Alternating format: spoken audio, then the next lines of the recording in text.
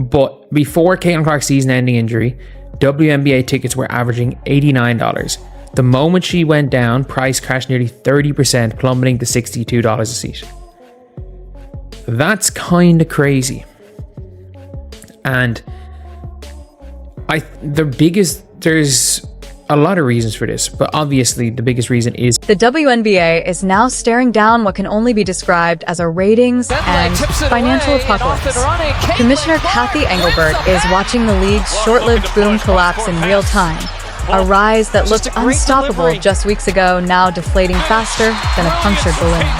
What was supposed to be the golden era has instead spiraled into a nightmare, and it all centers on the league's failure to protect the one player who made it matter. WNBA and the Indiana Fever did not want people to know that Caitlin Clark was going to be out for the season.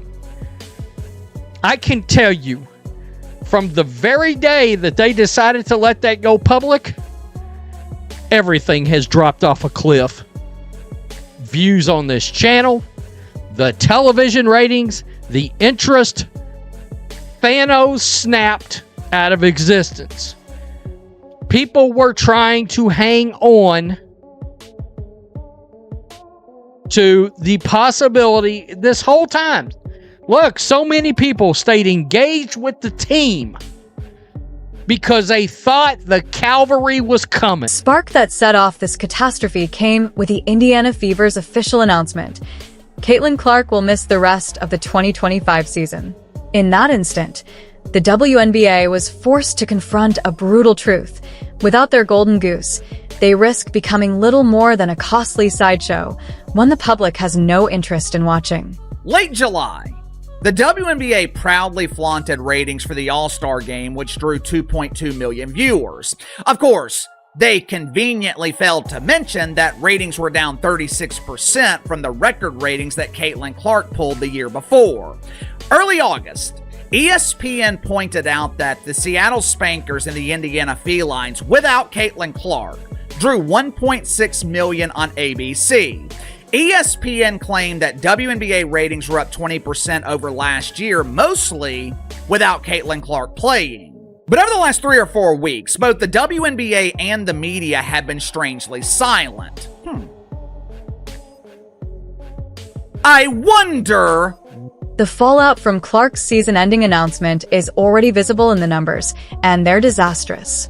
Overnight, ticket prices for WNBA playoff games cratered by an average of 30%.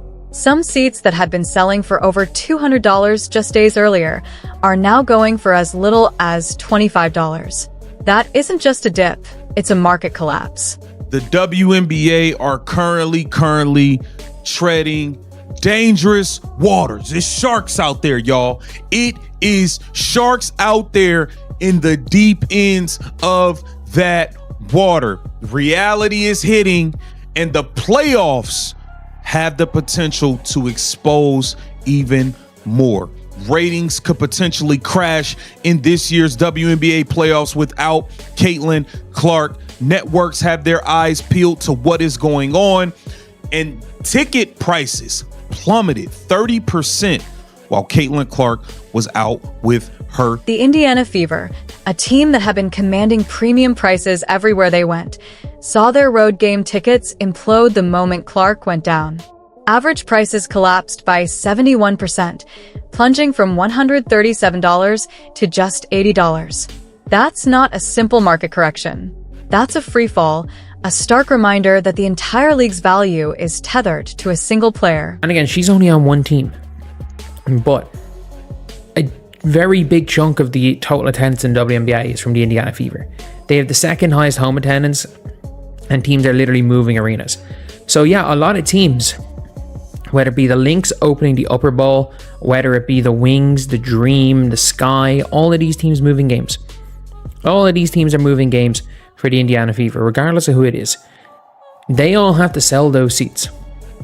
And a lot of people don't want to go, and it's super cheap.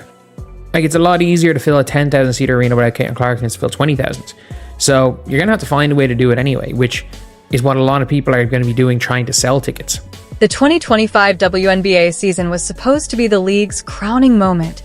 Record crowds, unprecedented revenue, and the long-awaited breakthrough into mainstream sports. Instead, it's turned into a case study in how quickly manufactured success can collapse when built on a fragile foundation. Caitlin Clark, who never missed a game in college or during her rookie season, was limited to just 13 appearances this year before injuries shut her down. And without her star power pulling fans in, the league that proudly claimed it had arrived is already slipping back into its natural state of irrelevance. The financial numbers don't lie. They prove it beyond any doubt. The WNBA playoffs begin on Sunday. Have you noticed that no one is talking about it? This time last year, the WNBA was dominating talk shows on ESPN and FS1. Content creators on YouTube were flooding the platform with WNBA videos. This year, it's complete silence. Obviously, ratings for the playoffs are going to be a flaming ass fire. But if I'm the WNBA, I am concerned about... If you're enjoying this breakdown, make sure to subscribe. The most damaging fallout of this crisis isn't just financial. It's the vanishing attention from sports media. Major networks and commentators who once treated the WNBA as must-cover content are cooling off faster than ice cream in the sun.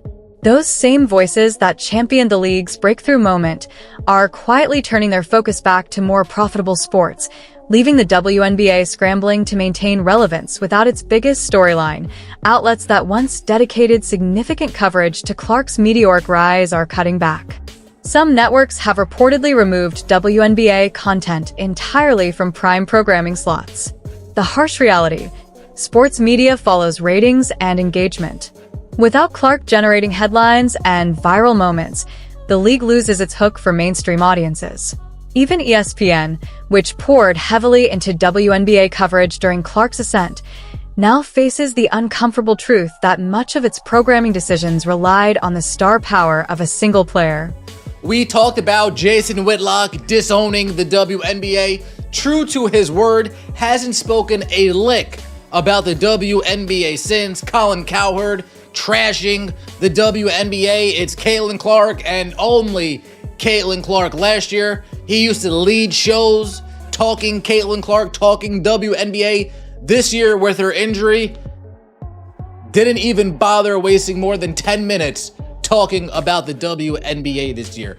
No Shanae, no Elle Duncan, no Monica McNutt, none of those. Perhaps the clearest sign of the WNBA's vulnerability is the collapse in viewership without Caitlin Clark on the court. Games that once drew over 1.88 million viewers with Clark in action are now barely hitting 200,000, an astonishing 89% drop that lays bare how inflated the league's popularity truly was. Even high-profile matchups, like the Chicago Sky versus Indiana Fever showdowns that previously sparked ratings battles between Clark and Angel Reese, are now drawing such tiny audiences that networks are reportedly hesitant to release the figures. Ratings for nationally televised games have mysteriously disappeared. I knew the WNBA lived in a world of make-believe, but I never realized they were magicians. It seems when ratings fail to meet expectations, the WNBA makes ratings disappear faster than pants at the Butt Bongo Festival. Sports Media Watch, which is the go-to source for sports ratings, Sports Media Watch, they have not updated WNBA ratings since August. The collapse in ticket prices isn't limited to Indiana Fever games. It's rippling across the entire WNBA playoff schedule. Fans have made it clear: without Caitlin Clark, the product isn't compelling enough to justify premium pricing. Tickets that once sold for $200 during the peak of Clark Mania are now going for as little as $25, and even at those rates, arenas are struggling to fill seats. This isn't just a temporary dip. It's a fundamental shift in market demand that threatens the league's business model. The most frustrating part? This was entirely preventable. Clark's season-ending injury didn't happen in isolation. It came after months of a league that failed to safeguard its most valuable asset, allowing excessive physicality to run rampant. From quad injuries in May to repeated groin issues over the summer, Clark's body was systematically targeted, and the WNBA did little to intervene. Instead of building protective systems around their golden ticket, the league passively watched as poor officiating and inadequate player protections undermined its own financial future. Now, you know Them Caitlin Clark tickets was hard to get your hands on. It don't matter if she was playing in LA, Indiana, Atlanta, Seattle. It did not matter. Afghanistan. It didn't matter. It was hard to get your hands on a Caitlin Clark ticket. Y'all see how many people showed up in Iowa? They could have filled up a football stadium. Super Bowl. Yeah, that is the demand for. Commissioner Kathy Engelbert now faces the impossible task of defending the league's credibility while watching the foundation of the WNBA's brief surge crumble in real time. Once confidently discussing expansion plans and skyrocketing revenue projections, she must now confront the stark reality. The league's growth strategy relied almost entirely on one player, Caitlin Clark, who is now sidelined. Engelbert's nightmare scenario, a return to pre-2024 levels of irrelevance, is unfolding exactly as critics warned. The league's attempts to manufacture alternative storylines in Clark's absence have fallen flat. Despite efforts to spotlight other players and craft compelling narratives around team matchups, the audience simply isn't interested. This isn't a temporary dip. It's a fundamental rejection of the product when stripped of its primary attraction. In hard numbers, the WNBA without Clark generates roughly the same fan interest as it did before her arrival. Virtually none. The financial fallout extends far beyond tickets and TV ratings. Merchandise sales, which had surged over 500% during Clark's rookie season, are now plummeting. Retailers are struggling to move WNBA products without the Clark effect driving demand. Corporate sponsors who poured money into the league based on unprecedented growth metrics are reevaluating their commitments, realizing their investments were tied to a single superstar rather than sustainable, league-wide interest. Other than a Nike commercial, other than a Gatorade commercial, how many commercials have you seen of companies putting WNBA players as the face of their commercial? I can't think of one. The only commercial that comes to mind is the Paige Becker's Coach commercial, and they don't even put that on television.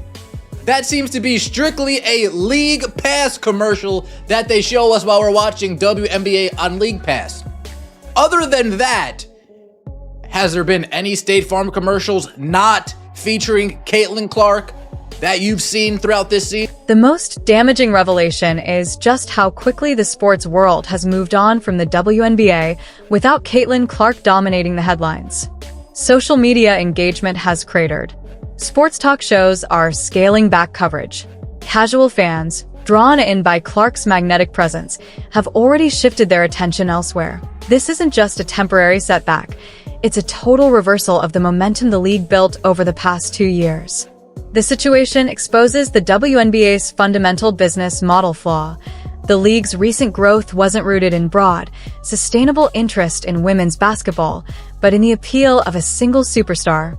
Without Clark, attendance, viewership, and media coverage are sliding back to historical norms. Even discounted ticket prices can't fill arenas, and the league is facing the stark reality that its meteoric rise was tied to one player alone. A whole sports media is upset at the WNBA for what they've been doing to Caitlin Clark. You hear me? Depriving everybody from enjoying the game of basketball. You hear me? She put women basketball back on the map. Yes, the WNBA has been irrelevant. And I'm glad everybody is speaking up. Colin Cowherd, Jason Whitlock, Stephen A. Smith, Skip Bayless. Yeah, everybody upset. Bruh, like, these women, they so petty, bruh, and they don't even care, dog. They don't mind hurting themselves just to hurt you, bruh. That's crazy. By watching the playoff implications may be the most devastating part of this crisis. The WNBA playoffs, normally the league's marquee showcase, are now entering their most critical stretch without their biggest draw. Television executives, who had been counting on Clark-driven ratings to justify their programming investments, now face games struggling to attract even 500,000 viewers. This drop creates a cascade effect. Lower viewership leads to reduced advertising revenue, which in turn threatens the league's ability to sustain salaries and operational budgets that players have been demanding. Most tellingly, this scenario validates every warning skeptics raised about the WNBA's so-called breakthrough moment. Critics who argued that the league's growth was artificially propped up by one superstar, rather than genuine, sustainable interest, have been proven right. The market has spoken with brutal clarity. WNBA basketball without Caitlin Clark is a product most consumers simply aren't willing to buy, no matter how aggressively it's marketed. And shared similar reactions to the drastic change in ticket prices following Clark's injury. Because it's unwatchable without her, someone else added, did her injury deflate ticket prices or just prove she's the entire league's economy? Another person wrote, honestly, I'm surprised it isn't more than that. I would have guessed 50%. No matter what you think about Clark, she brings people to watch.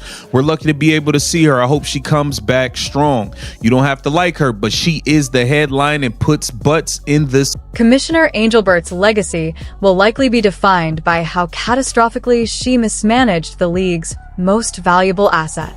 Rather than building protective systems around Caitlin Clark and fostering an environment where the league's biggest star could thrive, Angelbert oversaw a system that allowed excessive physicality to flourish while failing to safeguard the very player responsible for the WNBA's financial resurgence. The result: a season-ending injury to the one person whose presence determined whether the league stayed relevant or slid back into obscurity. This crisis is a stark reminder of how quickly artificial success can evaporate when built on fragile foundations. The WNBA, which once proclaimed itself a mainstream entertainment force, is now scrambling to maintain even basic audience engagement without its primary attraction. Ticket prices are plummeting. Television ratings are approaching historical lows. Media coverage is rapidly shrinking. And it all stems from the league's failure to protect the player who made their recent success possible. Understand why anyone in the WNBA picks on Caitlin Clark. I mean, I think we're kind of over that phase. I think people just know she is that person for the league, but she is literally the reason they're flying planes, charter planes to games. Like, she is the reason that they're on ESPN consistently. They're not on ION all the time. They're on ESPN, especially once the NBA playoffs end. They're on ESPN all the time. Like, that was not the case before Caitlin Clark arrived. And it still puzzles me that like one player transformed the league and like she was the chosen one. We've talked about that all the time here.